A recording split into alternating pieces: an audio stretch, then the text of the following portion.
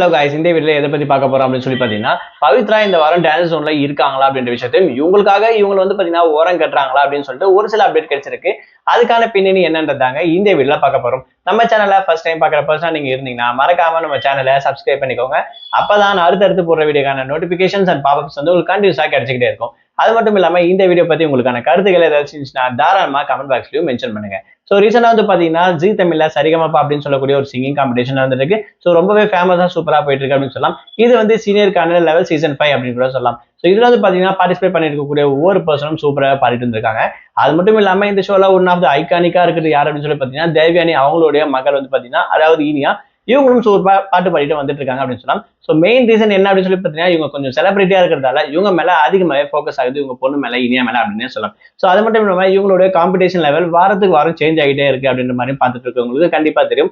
ஒரு வாரம் பாத்தீங்கன்னா நல்லாவே பாடிருப்பாங்க, கோல்டன் ஷவர் வாங்கியிருப்பாங்க. இன்னொரு வாரம் டேஞ்சர் ஜோன் அப்படின்ற லிஸ்ட்ல கூட வந்திருப்பாங்க அப்படின்னு சொல்லலாம். ஸோ அந்த வகையில லாஸ்டா வந்து பாத்தீங்கன்னா 1-on-1 அப்படின்னு சொல்லக்கூடிய ரவுண்ட்ல டேஞ்சர் ஜோன்ல இருந்தாங்க அப்படின்னு சொல்லலாம். பட் அதுக்கு முன்னாடி கேப்டன்ஸ் ஆர் வீக் வாரத்துல வந்து பாத்தீங்கன்னா கோல்டன் பர்ஃபார்மன்ஸ் அப்படின்னு சொல்லி அனௌன்ஸ் பண்ணிருப்பாங்க.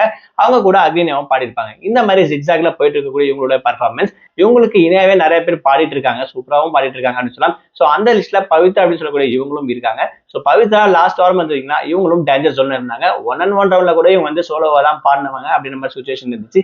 ஏன்னா இவங்களுக்கு வந்து உடம்பு சரியில்லை அப்படின்ற ஒரு காரணத்துக்காக வந்து பாத்தீங்கன்னா இவங்களை எக்ஸ்கியூஸ் பண்ணிருப்பாங்க. சரி ஓகே அப்படின்னு சொல்லிட்டு ஸோ இதெல்லாம் தாண்டி இந்த வாரம் வந்து பாத்தீங்கன்னா டேஞ்சர் ஜோன்ல வரதுக்கு வாய்ப்புகள் இவங்க ரெண்டு பேர்ல யாராவது ஒருத்தர் இருக்கும் அப்படின்ற விஷயத்தையும் ஸோ இனியாக்காக பவித்ராவை கூட வெளியே ட்ரை பண்ணலாம் அப்படின்ற மாதிரி பாத்தீங்கன்னா ஒரு டாக் போயிட்டு அப்படின்னு சொல்லிட்டு ஒரு அப்டேட் வந்திருக்கு.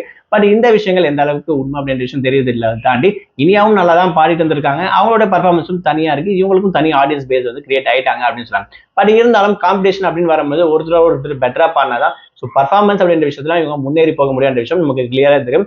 அந்த வகையில பவித்ராக்கு வந்து பாத்தீங்கன்னா நிறைய சலுகைகள் இதுக்குள்ள கிடைச்சிட்டு இருக்கு. அது மட்டும் இல்லாம இவங்களுடைய பர்ஃபார்மன்ஸ் வந்து பாத்தீங்கன்னா லாஸ்ட் வீக் டேஞ்சர் ஜோன்ல இருக்காங்க. இந்த வாரம் இவங்க கண்டிப்பா இம்ப்ரூவ்மெண்ட் பண்ணலன்னா கண்டிப்பா பாத்தீங்கன்னா இவங்களும் டேஞ்சர் ஜோன் மறுபடியும் போறதுக்கு வாய்ப்புகள் இருக்கு. அது மட்டும் இல்லாம எலிமினேஷன் ஆகிற லிஸ்ட்ல கூட வரதுக்கு வாய்ப்புகள் இருக்கு அப்படின்னு சொல்லிட்டு நெட்டிசனால பேசப்பட்டு வந்துட்டு இருக்கு அப்படின்னு சொன்னாங்க.